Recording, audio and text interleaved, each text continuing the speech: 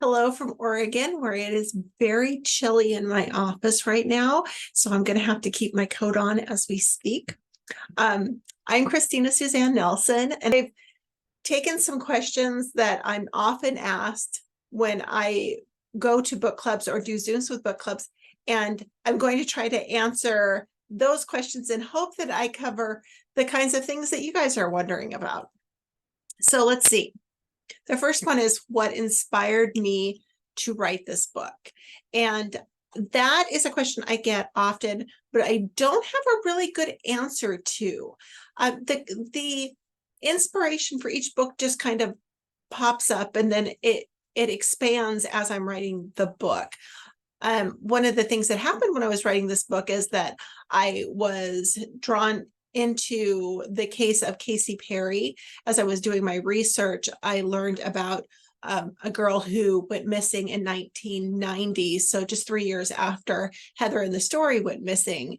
And I did some research on her story to understand how it was that the police department handled her case and how was that dealt with in the media and those sorts of things. And it was actually a very different case from Heather's, in that Casey didn't get the attention that Heather's case would have. And a lot of that goes to socioeconomic differences and honestly just prejudice within the community based on economic status.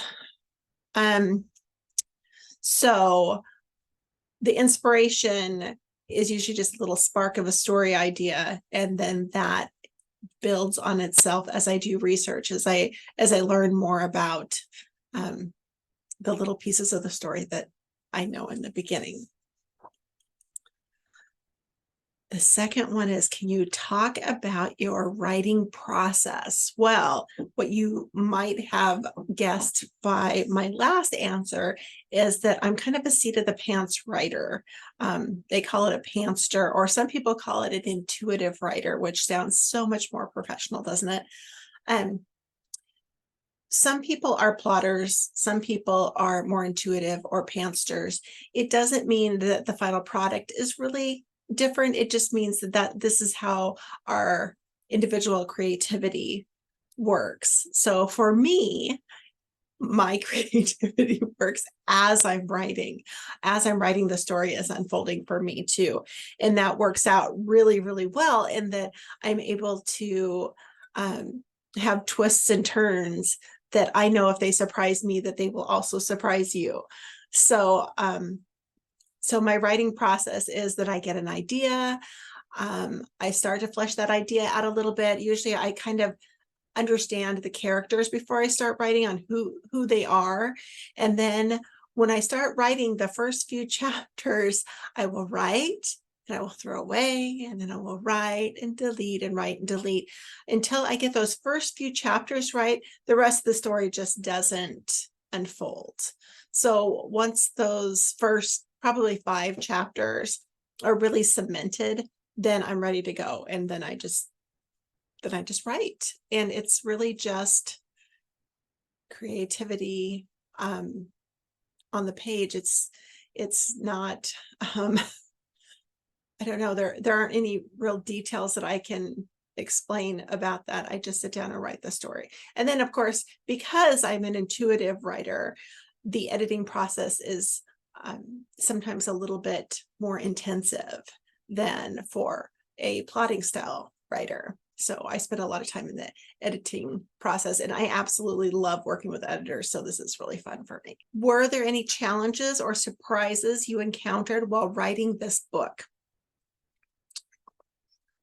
Well, I think there were tons of surprises, and that's because I'm an intuitive writer. So I'm surprised as I write along. I actually did not know what happened to Heather until the very end of the book. I had no idea if she was alive, if she was dead, who killed her, or who took her, or who anything. All of those things, they unfolded for me as they unfold for you as you're reading the story. I would say that sometimes I think that I know how a story is going to end or what's going to happen. And that goes back to that editing process. I need to go back in and take out those little clues that lead you to an absolutely wrong conclusion, because it's not my intention to lie to the reader. So that's where some of that editing comes in, because I don't necessarily know. Your book tackles grief. What messages or takeaways do you hope readers will glean from it? I think in everyone's life, there's a time where we need to grieve. And grief is not necessarily always about bereavement, about the loss of a loved one. Sometimes we have to grieve the loss of a dream, or the loss of an ability, or the loss of a relationship. Like Faith had to grieve the loss of the marriage that she had always thought that she would have for the rest of her life. So that being said, we're all going to come against times in our lives where we just need to grieve so that we can move forward in a healthy manner. There are also times in our lives where we don't really feel like we have that permission to grieve, or the time or the space to grieve. And I hope that when reading this book, people start to say, that's something I need to take for myself. And I give myself permission to take that time. I'm a mom of 6, so it's very easy for me to say, I don't have time for that. About 6 years ago, we were surprised by the addition of 2 little girls into our family. They,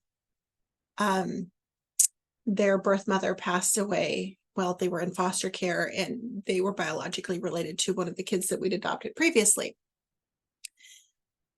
The thing is that right after their birth mother passed away, my father passed away also. So the girls came, and that was still raw for me. The loss of a birth parent is actually something that I don't think we discuss much, but as a mom whose family has been formed, much of it formed through adoption, the loss of a birth parent was really hard for me, because even if you don't have contact with birth parents, they hold a special place in your heart too. So the fact that I had these 2 little girls, these 5 and 7-year-olds that needed me,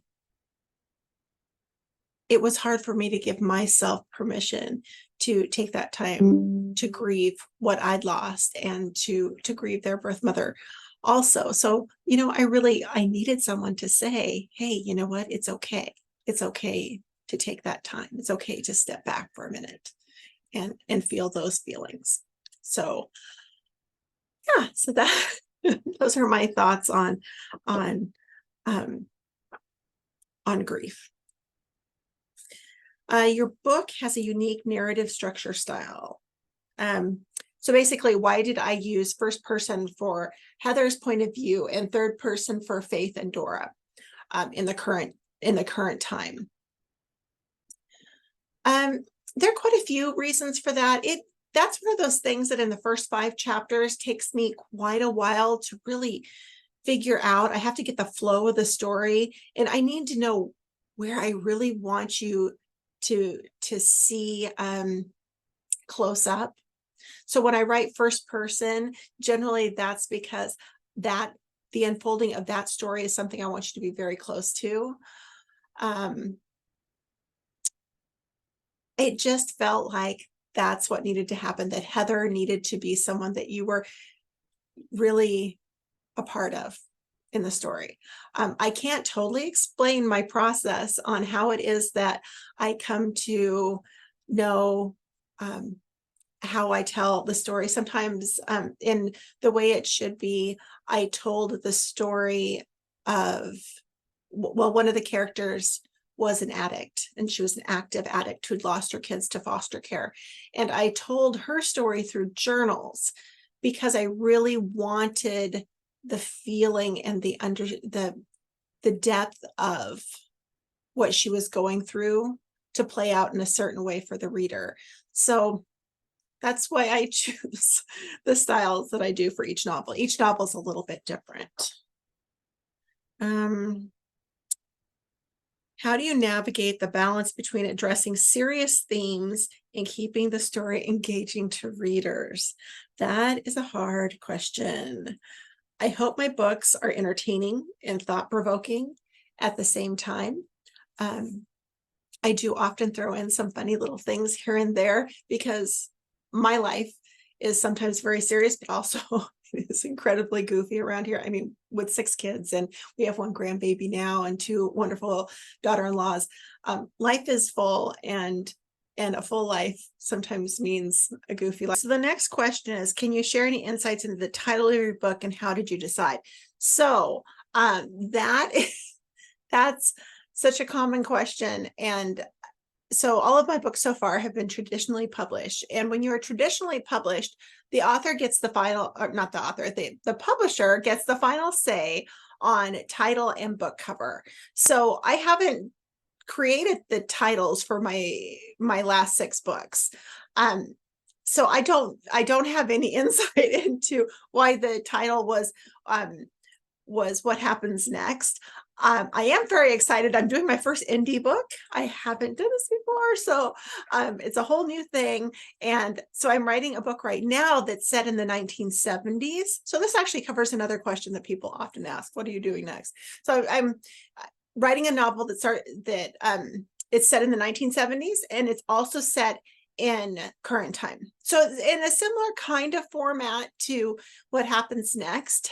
In this story, it's about a man, Bristol, who is drafted into the army during Vietnam. And when Bristol goes to report at the draft office, something happens between home and the draft office, and Bristol is never seen again. So was Bristol a draft dodger? Did something else happen to Bristol? We don't know, but there's a lot of other things that happened in that time period in this little town. So that's what I'm working on. And if you have any title suggestions for the story, I would absolutely love to hear them. Let's see what's next. How do you feel your own background or experiences influence the writing of this book? Well, I was a kid in 1987. So that had an impact. It was so fun to go back to 1987 and the pop rocks and the community events and the funny music and funny hair and all of the things that we had. I mean, everything seemed like it was a little bigger in 1987. So that was so much fun. I think the thing where I connected, though, was actually outside of the book, and that goes back to Casey Perry and the research I did for this novel. So this is the back of one of my cards, and I think you guys have a couple of these. This is just information about Casey Perry, and the reason that I connected so much with her story as I began to research it was that in 1990, when she was 10 years old and disappeared, it was right after her father had said that he wanted her to start living with him because it wasn't safe at her mother's house.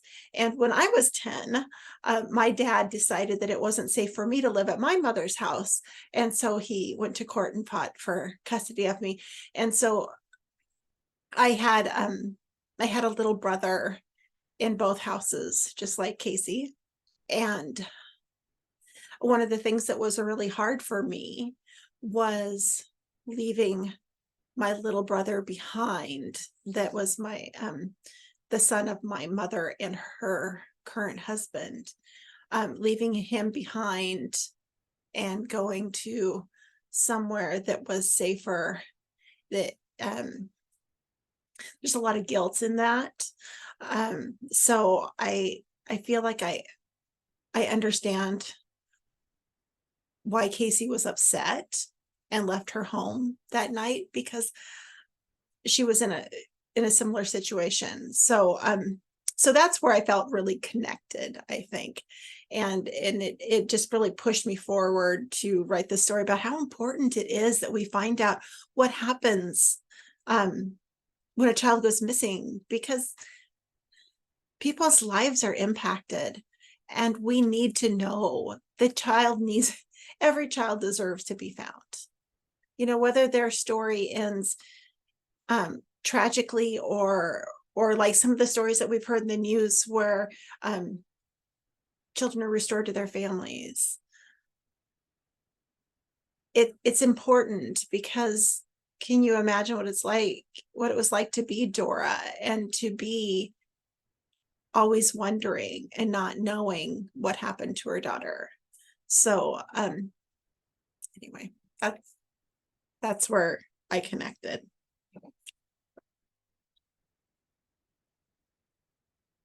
Okay, I have one more. And I think I discussed this earlier, really. What do you hope readers will take from your book? And do you have any advice for readers who want to delve deeper into the themes? And this is always a hard question. And I think every reader takes something different from every novel. I hope that all of my readers know how much I appreciate them, how much I appreciate the time that you put into reading one of my books.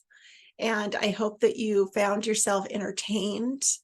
And I hope that they push you to go deeper into your own lives. Yes, I hope that at the end of one of my novels, you feel a little bit of an aha moment in your own life.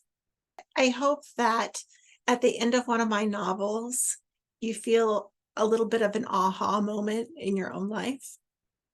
So, yeah. It has been such a pleasure to chat with you guys.